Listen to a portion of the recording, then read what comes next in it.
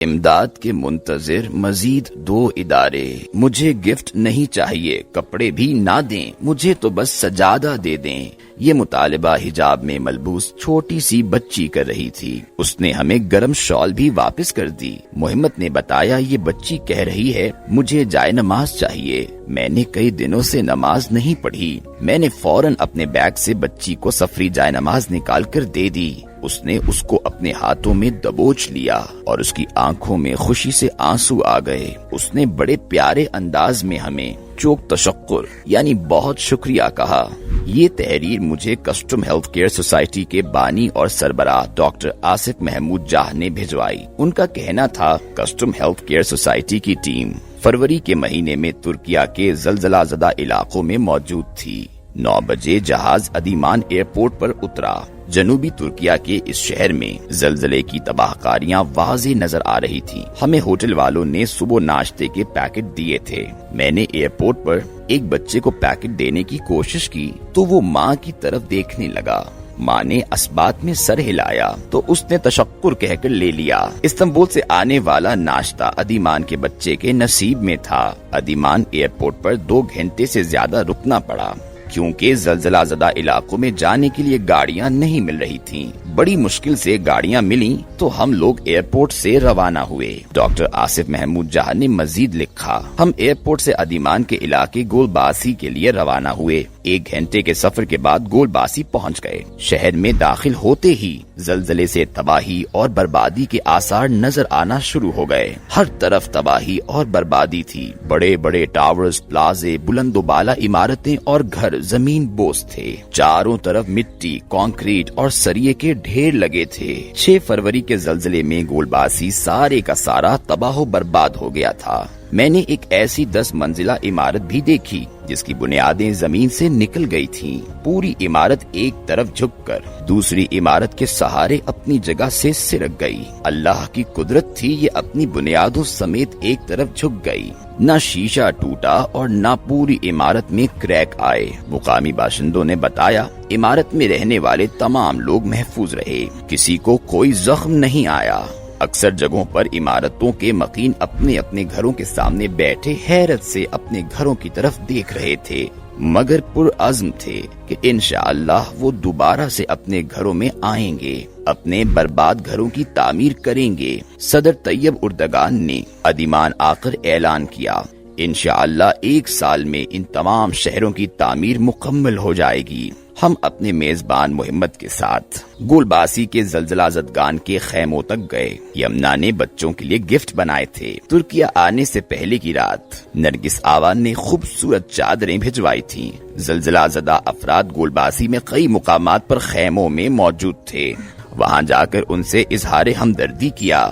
بچوں میں گفٹ بانٹنے شروع کیے تو وہ کثیر تعداد میں جمع ہو گئے۔ یمنا حذیفہ نے بڑی محبت سے بچوں میں گفٹ تقسیم کیے۔ عورتوں اور لڑکیوں کو چادریں دی تو وہ خوش ہو گئیں۔ سکارف پہنے ایک بچی کو چادر دی تو اس نے کہا کہ میں کئی دنوں سے نماز نہیں پڑھ سکی، مجھے جائے نماز سجادہ چاہیے۔ ترکیہ آتے ہوئے بلال مسجد کے مولانا ذوالفقار نے 5 سفری جائے نمازیں دی تھیں۔ ترکیہ کی بیٹی کو جائے نماز پیش کی تو اس کی آنکھوں میں آنسو آ گئے۔ اس کو دیکھ کر ہماری آنکھیں بھی بھر آئیں۔ بیٹی نے سر جھکا کر بڑی محبت اور عقیدت سے تشکر کہہ کر شکریہ ادا کیا۔ یمنا اور حذیفہ نے ٹینٹوں میں جا کر مکینوں میں لیرا بھی تقسیم کیے۔ وہ جمعے کا دن تھا۔ میئر کے کنٹینرز دفتر کے قریب ایک بڑے خیمے میں عارضی مسجد بنی ہوئی تھی اور ساتھ ہی بڑا دسترخوان لگا ہوا تھا۔ جمعے کی نماز ہو چکی تھی۔ ڈاکٹر سعید اختر نے خطبہ دیا اور ہم نے ان کی اقتداء میں جمعے کی نماز ادا کی۔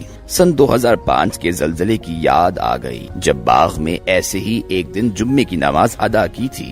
جمعے کی نماز کے بعد زلزلہ زدگان کے ساتھ بیٹھ کر کھانا کھایا۔ زلزلہ زدگان کے اس کیمپ میں صبح شام گول باسی کے باسی کھانا کھانے آتے ہیں۔ ایک طرف گرما گرم روٹیوں کا تنور لگا ہوا تھا، گرما گرم چائے بھی ملتی ہے۔ زلزلہ زدگان کے ساتھ بیٹھ کر کھانا کھا کر بہت اچھا لگا۔ کھانے کے انتظام کے لیے عطیہ بھی دیا۔ گول باسی میں اس وقت اگرچہ دھوپ نکلی ہوئی تھی مگر آہستہ آہستہ ٹیمپریچر کم ہو رہا تھا۔ ٹھنڈی ہوائیں اور سردی ہڈیوں میں گھستی محسوس ہو رہی تھی. سردی سے بدن پر کپ کپی تاری تھی. تھرمل جیکٹ پہن کر کچھ سکون ملا.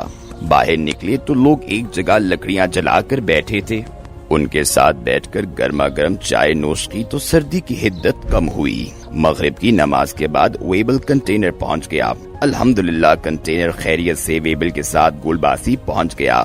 ویبل 22 گھنٹے سفر کے باوجود تر و تازہ اور حشاش بشاش تھا. AFAD اور بلدیہ کے ارکان جمع ہو گئے. فوڈ کے کارٹن کنٹینر سے اتار کر ویئر ہاؤس میں رکھوائے گئے. بلدیہ کے میئر کا دفتر زلزلے کی نظر ہو چکا تھا. وہ زلزلہ زدگان کے ساتھ ایک کنٹینر میں اپنا دفتر لگائے بیٹھے تھے. صبح سے رات گئے تک زلزلہ زدگان کی خدمت میں مصروف رہتے تھے. آرام نہیں کرتے تھے. کہنے لگے جب سب زلزلہ زدگان سیٹل ہو جائیں گے تو آرام کروں گا. میئر کے دفتر کے ارکان نے کہا ہم ترتیب کے ساتھ فوڈ کے کارٹن زلزلہ زدگان کے خیموں تک پہنچائیں گے. یمنا نے زلزلہ زدگان کے لیے ایمرجنسی ادویات کے پیکٹ تیار کروائے تھے. وہ بھی میئر کے حوالے کر دیے. رات گئے کئی زلزلہ زدگان آ گئے. فوڈ کے کارٹن ان کے حوالے کیے تو وہ خوشی سے پھولے نہ سمائے. AFAD اور بلدیہ گولباسی کے لوگ ایک انگیٹھی کے گرد جمع تھے. ان کے ساتھ بیٹھ کر باتیں کی. زبان یار ترقی کے مندانم کے باوجود اشاروں، قنایوں اور مسکراہٹوں سے تبادلہ خیال کیا. نوجوان لڑکوں نے ہمارے ساتھ سیلفیاں بنوائیں. بلدیہ کے ارکان خاص کر نوجوان لڑکے ہمارے ساتھ فوٹو اور سیلفیاں بنوا کر خوش ہوتے رہے. گولباسی کے مضافات میں پھرتے ہوئے تباہی دیکھ کر دل بہت رنجیدہ ہوا، مگر قربان جائیں ان لوگوں کے جہاں بھی کیمپ میں گئے. متاثرین کی خدمت میں حقیر نذرانے پیش کیے. لوگ بڑی محبت اور اپنائیت سے ملے. تشکر کہہ کر چہرے پہ مسکراہٹ کے ساتھ شکریہ ادا کیا. میئر نے ہماری رہائش کا انتظام ایک گھر میں کیا تھا. یہ زلزلے سے متاثر گھر تھا. گھر کے مقیم کسی اور جگہ شفٹ ہو گئے تھے. گھر زلزلے سے سرکا ہوا تھا. شروع میں ڈر لگا کیونکہ زلزلہ زدہ علاقوں میں آفٹر شاکس کا سلسلہ جاری تھا. تاہم اللہ کا نام لے کر آیت الکرسی پڑھ کر چاروں طرف پھونک ماری، بچوں پہ دم کیا اور لیٹ گئے. وہ رات آرام سے گزر گئی. یہ کسٹم ہیلتھ کیئر سوسائٹی کی ترکی کے زلزلہ زدہ علاقوں میں خدمت کی معمولی سی کوشش کی روداد تھی. ملک میں یا بیرون ملک جب بھی کوئی آفت آتی ہے کسٹم ہیلتھ کیئر سوسائٹی کی ٹیم آفت زدہ علاقوں میں پہنچ کر خدمت اور علاج میں مصروف ہو جاتی ہے. یہ لوگ تھر پار کر سندھ میں میٹھے پانی کے 1500 کنویں کھدوا کر وہاں گرین فارم بنوا چکے ہیں، جن کی وجہ سے وہاں لہلہاتے گرین فارمز پر پنجاب کے کھیتوں کا گمان ہوتا ہے. پاکستان میں گزشتہ سال سیلاب کے فوراً بعد کسٹم ہیلتھ کیئر سوسائٹی کی ٹیموں نے فوری طور پر ریلیف اشیاء کے کئی ٹرک بھیجوائے، خیمہ بستیاں بنوائیں اور ہزاروں مریضوں کا علاج کیا. یہ لوگ اب سیلاب زدہ علاقوں میں 1000 گھر تعمیر کر رہے ہیں. یہ بھی ایک جینون ادارہ ہے. آپ کے عطیات یہاں بھی محفوظ رہیں گے. آپ درج ذیل اکاؤنٹ میں اپنی زکوٰۃ اور عطیات جمع کرا سکتے ہیں. Account title Customs Healthcare Society. Account number 4011311614. Branch code 1887. IBN PK76 NBPA 18870040113116114. Swift code NBPA PKKA 02L. National Bank of Pakistan, Moon Market, Allama Iqbal town, Lahore. آپ کی امداد کا مستحق دوسرا ادارہ غوثیہ کالج مظفر گڑھ ہے. یہ 12 سال سے مظفر گڑھ میں چوتھی جماعت سے لے کر MA تک 600 سے زائد غریب، یتیم اور نادار طلباء و طالبات کو تعلیم، کتابیں، یونیفارم، 3 ٹائم کھانا، رہائش، اسٹیشنری اور علاج معالجہ فراہم کر رہا ہے. یہ وہ طلباء و طالبات ہیں جو اخراجات اور تعلیمی اسباب نہ ہونے کی وجہ سے تعلیم حاصل نہیں کر سکتے. ادارے میں طلباء و طالبات کے لیے علوم عصریہ کے ساتھ ساتھ حفظ، ناظرہ اور علوم شریعہ کی کلاسز کا اہتمام بھی ہوتا ہے. بچیوں کے لیے تعلیم کے ساتھ ساتھ سلائی کڑھائی کے ہنر کی تعلیم بھی دی جاتی ہے. اب تک سینکڑوں یتیم و نادار طلباء و طالبات سند فراغت حاصل کر کے مفید زندگی گزار رہے ہیں. ادارہ 75 رومز پر مشتمل ہے. طلباء و طالبات کے لیے الگ الگ کیمپس ہیں اور یہ تمام تر سہولیات سے آراستہ ہے. کراچی کے ایک بزرگ حاجی عبدالرزاق صاحب اس ادارے کی مکمل سرپرستی کرتے تھے. ان کے انتقال کے بعد معروف کالم نگار اور سابق سیکرٹری تعلیم ڈاکٹر صفدر محمود صاحب نے مکمل سرپرستی فرمائی. ان کے انتقال کے بعد ادارے کے مالی حالات بہت پیچیدہ ہیں. فنڈز نہ ہونے کی وجہ سے ادارہ مالی مشکلات کا شکار ہے اور 600 سے زائد یتیم و نادار بچوں کا مستقبل خطرے میں ہے. ادارے کے ماہانہ اخراجات جن میں راشن، تنخواہیں، بجلی کے بلز وغیرہ شامل ہیں 10 لاکھ روپے سے زائد ہیں.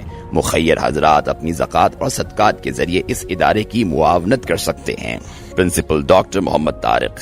رابطہ number 0300 3312 Account title Gausia College Muzaffargarh, Bank of Punjab. Account number 6020-165-747-50028. IBN PK25 BPUN 60201-165-747-50028.